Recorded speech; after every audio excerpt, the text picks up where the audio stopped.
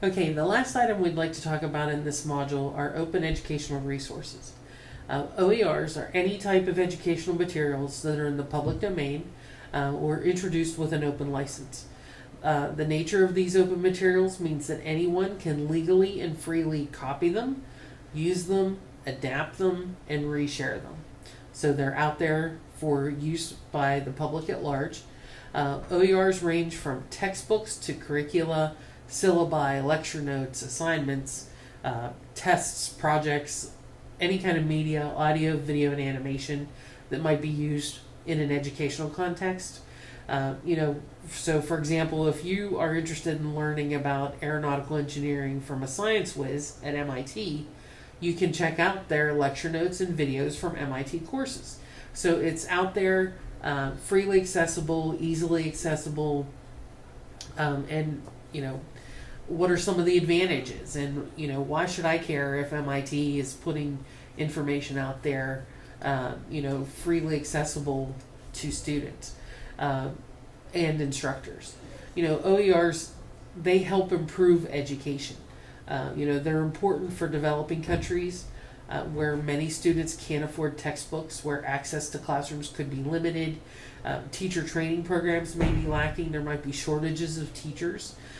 They're also important in wealthy industrialized countries like the United States, where they can offer significant cost savings.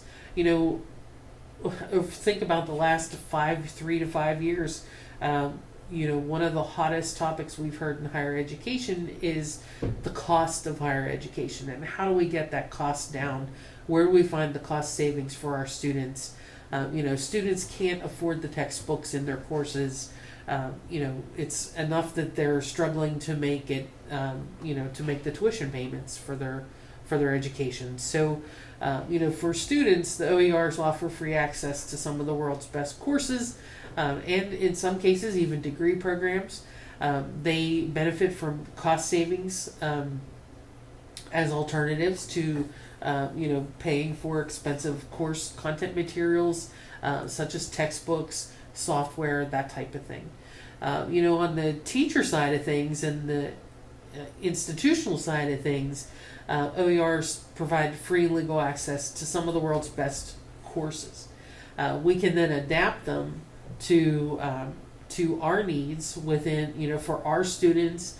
You can adapt the language that they might be offered in. You can make any changes or adaptations needed for the culture in which you're offering this course. You can use them as a basis for innovation. It gives you a good foundation, somewhere to start.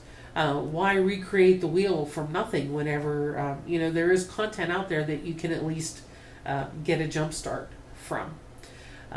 So we're seeing a big push internationally to really further the use and accessibility of OERs so that we can reach more students.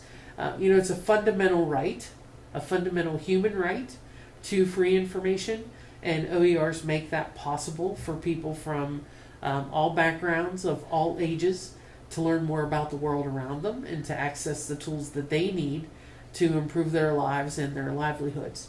So, OERs are a growing area of education that we definitely need to be aware of. Some of the resources that you'll find in this module will link you to great sites that contain information about OERs and connect you with those free resources. Hopefully it'll help cut down on some of that time that it takes to actually find the information. I hear that a lot. I know it's out there, but I just don't know where to go to find it. I don't have time to look for it. So hopefully this will help you locate those resources in a more timely fashion. Okay, so please take some time, explore the resources that are here on the site, and post to the assignment, to the discussion assignment, and let me know if you have any questions. Thanks.